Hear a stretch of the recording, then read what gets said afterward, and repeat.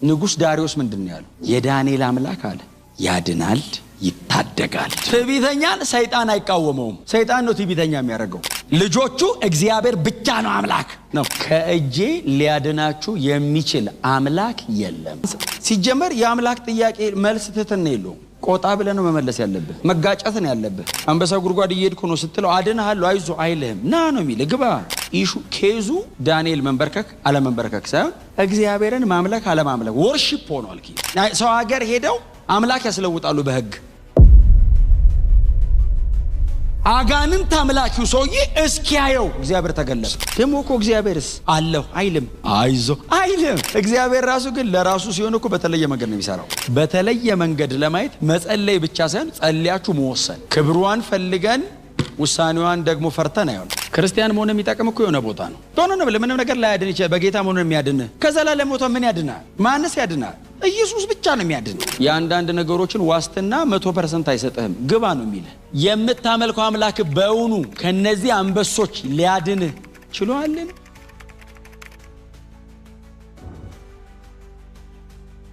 ዳንኤል ከዛ ዘመን ከነበሩ ሰዎች መካከል የተመረጠ ነው። ባይዘው ቲኔጀር እኮ ነው። ገና እኮ 10ዎች ውስጥ ነው ሲወሰድ። በዛ እድሜው ላይ ግን ከነበረው ሶሳይቲ መካከል የተመረጠ ነው። እግዚአብሔር ጥበብንና ማስተዋልን ዕውቀትን የሰጠው ነበር። ከዛ ቀጥሎ በባቢሎን ከነበሩ ከአስማተኞች ከመተተኞች ከነሱ መደዳ አስገቧቸው። አሁን የእግዚአብሔር ሰው የሚባል የለም። የጥበብ ነገር ካለው ጠንቋይ መሃል ነው የሚገባው። ናቡከደነጾርና እግዚአብሔርን የሚያስተዋውቁት እነዚህ ልጆች ናቸው። ናቡከደነጾር አያውቅም እግዚአብሔርን። ናቡከደነጾር ደግሞ እግዚአብሔር ነው አክብሬሃለሁ ያለው አገልጋይ ነው ብሎታል እኮ ኢሳይያስ መጽሐፍ ላይ። ናቡከደነጾር እነዚህ ሶስት ወጣቶች ምዕራፍ 3 ላይ 60 ክንድና 6 ክንድ የሆነ የወርቅ ምስል ቆንጆ አድርጎ በወርቅ ሰራው ይልና ዱራ ሜዳ ላይ ወስዶ አቆመው። ከክፍለ ግዛቱ ያሉ ነገስታት ገዢ ምና የተባሉን በሙሉ ሰበሰበና አመጣ ይላል። ድንገት ተሰብስበው ተጠርተው ታዩታላችሁ ይሄን ምስል? አዎ ንጉሱ ነው ያቆመው። እሺ ከዛሬ ጀምሮ አምላካችሁ እሱ ነው አለና አሁን መለከት፣ መሰንቆ፣ ክራር፣ በገና ምናምን አለ። ይሄ ድምጽ ሲሰማ ሁላችሁም ወድቃችሁ ስገዱ። እማይሰግድ ካለ ወደ እቶን እሳት ይጣላል። ምዕራፍ 3 ላይ ዳንኤል ስገድ ያልተባለበት ምክንያት ምዕራፍ 2 ላይ ኦሬዲ እሱ አምላክ ስላሳየ ምዕራፍ 3 ላይ እነዚህ ልጆች የሚያሳዩበት እድል ነው የተገኘው። አርዩክ ለሚባለው ለንጉሱ ባለመዋል ንጉሱ በቃ እረዳቸዋለሁ በሙሉ ሰብስብና እረዳለሁ። እኔ ሳበላ ሳጠጣ ስመግብ ከርሜ ይሄንንም አካል አገኙ ምን መንፈሳዊ ናቸው እረዳቸዋለሁ ሲለው ሊያርድ ሰይፉን ይዞ ሲወጣ ዳኒ በጠዋት አገኘው። ወዴት ነው አለው? ለአርዳችሁ አለው። እነማንን? እናንተን። ምናው ንጉስ ልማለመው ልሙ ጠፍቶበታል የሚያስታውስና የሚተረጉም ከሌለ ይገደል ብሏል ሲል አራ የንጉስ ትእዛዝ ለምን ይቸኩላል? ደኛ ሳንሰማ አለው። ምን ነው አለው? እኛና ህልሙንም ተነፍቹ እናመጣዋለን አለው። ንጉሱ ፊት ቀረባለው። ምክንያቱም ንጉሱ ውጣና ገደል ብሎታል። እንዳልገል አንተ ንገረውና ይመነህ አለው። ዳኒ ገባ። በጣም ቬሪ ያንግ ልጅ ነው፣ ገና ልጅ ነው። ልጁ ንጉሱ ፊት ቀረበ። ንጉስ አለው አቤት አለው። እንዴ ለምን ትቸኩላለህ? ዛሬም ብቻ ስጠንጠዋት ህልሙን ከነፍቹ እናመጣዋለን አለው። እናመጣዋለን አለው። በእግዚአብሔር ላይ ያለው እምነት ህይወቱን አስይዞ ነው ሰውየው። ከዛ ገባይና ለጓደኞቹ ነገራቸው። ሶስቱ አሉ። እነዚህ ማለት ነው እነዚህ ናቸው እኮ ንስቲ ያላቸው። ምን ነው ንጉስ እንደዚህ ብሏል እና ካልተገኘ ማጣራዳችን ነው እንጸልይ አላቸው። ተንበርከከው ጸለዩልና ተኙ ነው የሚለው። ከዛ ናቡከደነጾር ተኝቶ ያየውን ዳኒስ እየተተረጎመለት አየው። ከዛ ጠዋት ሄደ ንጉሱን አገናኛለ። ምን ነው አርተ ህልሙን አይቻለሁ። ንጉስ ትዝ ይልሃል አለው። ምን አለው? ጭንቅላቱ ወርቅ ነበር ያየው አለው። ደረቱ አካባቢና ናስ ነው። አዎ ከዛ እዚያ ጋር ብረት ምናምን፣ ከዛ ከስር ሸክላ ነው። አዎ ወርቁ አንተ ነህ። ከዛ ደረቱ ደግሞ ፋርስ ነው። ከዛ ያኛው ግሪክ ነው። ከዛ ያኛው ሮማን። 4 ስርወ መንግስትን ያየው አንተ ነህ አለው። ተላይ ሲወርድ ያየው ትልቁ ድንጋይ መሲሁ ነው። ያው ሁሉንም ይፈጭና የራሱን መንግስት ይመሰርታል። የእግዚአብሔር መንግስት ሁሉን ትገዛለች እኮ ነው። ሉዓላዊ አምላክ ነው። የዳንኤል መጽሐፍ ትምህርት ሶቨሪን ጋድ። ነገስታቶቹ አይደሉም። እግዚአብሔር ነው የታሪክ ባለቤት። ሲፈልግ ያወጣል፣ ካልፈለገስ ያወርዳል። ምን ማለት ነው? ሲፈልግ ናቡከደነጾርን ቤተ መንግስት ቁጭ አድርጎ እርሱ አቶ ናቡከደነጾር እያስባለ ያሰግድለታል። ካልፈለገስ 7 ዓመት ሳር ያበለዋል። 7 ዓመት ሳር በላ ይላል። ጥፍር አወጣ ይላል። አንተ ጸጉር በጸጉር ሆነ ይላል። ጫካ ገባ ይላል። ከዛስ ሁሉን የሚችል አምላክ በሰማይ ያለ ሲል ወደ አይምሮ ተመለሰ ይላል። 7 ዓመት ግን ዙፋኑ ላይ የተቀመጠም የለም፣ ወንበሩን ዞር ብሎ የሚያየ የለም። ናቡከደነጾር ሳር መብላቱ ብቻ ሳይሆን ወንበሩን ጠብቆለት አስመስክሮ መለሰው። ልጆቹ እግዚአብሔር ብቻ ነው አምላክ ነው። ይሄ አቋማቸው ነው። ያቆመው ምስል አለ። ስገዱ ሲባል ሁሉም ሰገደ የሚል ቃል አለ። እነዚህ 3 ወጣቶች ብቻ ናቸው ያልሰገዱት። ቃላተኞቹ ቆሞ ያሉት ታውቃለህ፣ ይፈልጓቸዋል አለ ጠምዷቸው። አንሰግድ። ለምን? እውነተኛው አምላክ የኛ አምላክ የልጆቹ መልስ ባይዘው ኦፌንድድ ያደርጋል። ልጆቹ በትህትና አይደለም የሚመልሱልህ። አልሰግድም ሲጀመር የአምላክ ጥያቄ መልስ ትህትና የለውም። ቆጣ ብለህ ነው መመለስ ያለብህ። መጋጨት ነው ያለብህ። አንሰግድ ሲሉ ጎትተው ሶስቱን ጎትተው ይዘዋቸው ሄዱና ንጉሱ ፊት አቆሟቸው ይላል። በጣም አስፈሪ ነው። ጨካኝ ነው ደግሞ ናቡከደነጾር። ከተማ እኮ ነው የሚያቃጥለው። ኢየሩሳሌምን እኮ አጠፋት እኮ ነው የሚለው። ቤተ መቅደሱን ያፈረሰው እኮ የሰውዬ እሱ ፊት ነው የቆመው። እናንተ የባቢሎን አውራጃ ገዢዎች ናችሁ አይደል? አዎ። እነሱ ባይዘው ተመርጠው ተሾሞ እኮ አይደለም። ዳንኤልን ሊሾመው ሲል ጓደኞች አሉ ብሎ ነው ያሾማቸው። እና ዳንኤል ለመፈቶ ነው የተሾማችሁት። አዎ ስገዱ አላቸውና ከዛ ቀጥሎ እንደዚህ አላቸው፣ ከእጄ ሊያድናችሁ የሚችል አምላክ የለም። ምን አይነት ትዕቢት ነው! ከኔ እጅ አላቸው ምንም አምላክ አያድናችሁ ሲላቸው ልጆቹ አንተ ላቆምከው የወርቅ ምስል አሉት። ኢቭን አምላክ ብሎ አልጠሩትም። አንተ ላቆምከው የወርቅ ምስላው እንደማንሰግድ አሉት። አማልክቶችህንም አሉት እንደማናመልክ ይህንን እወቅ አሉት። ስቴትመንቱ ከባድ። አምላካችን አሉት ካንተ እጅ ያድነናል አሉትና ባያድነንም ለዚህ ጣዖት 60 ክንድ በ6 ለሆነ ጣዖት አንሰግድም ሲሉት መጽሐፍ እንደ የንጉስ ቁጣ ነደድ ይላል። ናቡከደነጾር ፊቱ ተለወጠ ይላል። እሳቱ በሚችልበት መጠን ይንደዳላቸው። 7 እጥፍ ማለት 7 የሚያክል እንደማለት ሳይሆን to the maximum እሳቱ ይንደዳል። እሳቱ ሲያያዝ ቆመዋል እኮ እነዚህ ልጆች። በኢየሱስ ደሞ እኮ እግዚአብሔርስ አለው አይልም፣ አይዞ አይልም። አዲስ ኪዳን ቢሆን እሺ መንፈስ ቅዱስ በእኔ ውስጥ አለ ምናምን ያን የለም ለመስራት ነው ከመጣ የሚመጣው ላይመጣም ይችላል። ፈቃዱ ከሆነ በቃ ኑ በዚህ በኩል ሊል ይችላል። ያድነናል አሉትና ባያድነንም የኃይል አይደለም የፈቃድ ነው አሉት። ጥያቄ ውስጥ አይገባም። ባያድነንም ግን አናመልክም። ይህን ማወቅ አለብን ንጉስ ሲሉት መጽሐፍ እንደዚህ ይላል። ንጉስ ተበሳጨ ይላል። እሳቱ ነደደ ይላል። ከንጉሱ የተመረጡ ወታደሮች ማለት የተመረጡ መጡ። እንደ ኳስ መወርወር የሚችሉ ስካርፓቸው ልብሳቸው ያላቸው ሙሉ እላያቸው ላይ በሰንሰለት ጠፍር ተደርጎ ታሰረ። እንዴት አድርጎ ሊያነዳቸው እንደሆነ በቃ ልጆቹ ተዘጋጁ፣ ታሰሩ። ሰብስበው ወደ እሳት ወረወሯቸው። ሲጽፈው የጻፈው የአይን ምስክር ነው። እሳት አይሸትም ነበር ማለት ምዕራፍ 3 ለመጻፍ ተጠግቶ አሽትቷቸዋል። እንኳን ሊቃጠሉ ጭስጭስ አላሉም ነው። እግዚአብሔር ራሱ ግን ለራሱ ሲሆን እኮ በተለየ መንገድ ነው የሚሰራው። ሲጠብቀ ከእሳቱ ብቻ ሳይሆን ከምንም ነው የሚጠብቀ። ከስጋቱ ይጠብቃል እንኳን ከምልክቱ።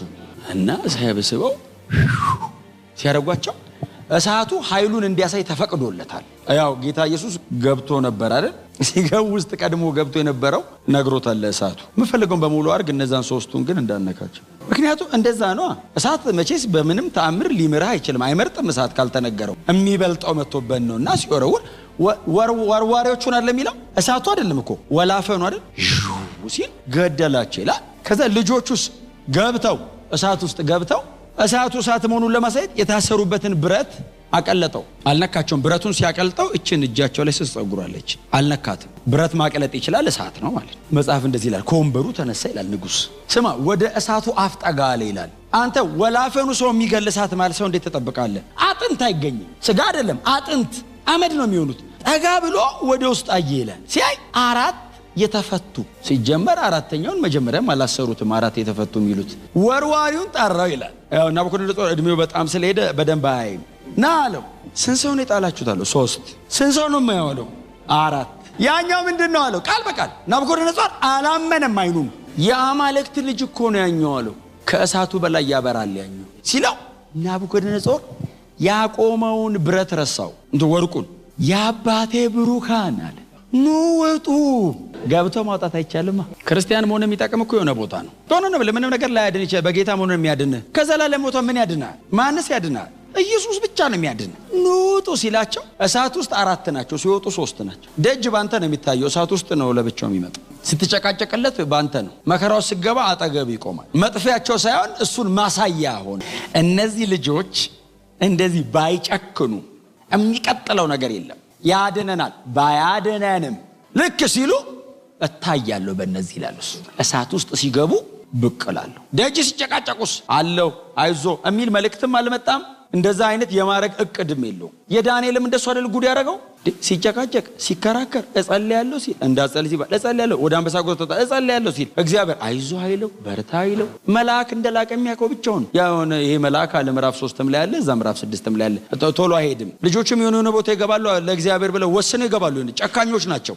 ሰው ሀገር ሄደው አምላክ ያስለውጣሉ በህግ ምክንያቱም እዚህ ምዕራፍ 3 ላይ እኮ ከነዚህ ከሶስቱ ወጣቶች አምላክ በቀር አለ ናቡከደነጾር ሌላ ሰው ሌላ አምላክ ሲያመልክ ወይንም በእነሱ አምላክ ላይ የስድብ ቃል ሲናገር ብሰማው አለ ቢገኝ በግዛቴ ማለት በ127 ሀገር ወሬ እልፍ ሲል ከሰማችሁ ሰውየውን አምጡትና የጉድፍ መጥያና ምናምን አረጋዋለሁ አለ አጠፋዋለሁ አለ አምላክ በሕግ ተቀየረ እግዚአብሔር በሰጠን በዚህ ዘመን በውሳኔ የልጆቹ ጭካኔ ነው እግዚአብሔርን መጠን በሌለው መንገድ ራሱን እንዲያሳይ ያደረገው ፊዚካሊ ታየ እግዚአብሔር ሰው ናቡከደነጾር አይነት አዎት አምላኪ ሰው ባይኑ አየው አይኑን ጨፍኖ አይደል ናቡከደነጾር ሴንስ ያደረገው ቸርች ያሉ ሰዎች አይደለም ተሰብስበው ዋው ያሉት አጋንንት አምላኪው ሰውዬ እስኪያየው እግዚአብሔር ተገለጠ እንወስን ለጌታ እንኑር ጌታን አሳይተን ብናልፍ ነው ክብር እርሱ በእኛ ለዓለም ሁሉ ቢታይ ነው በጣም ክብር ለኛ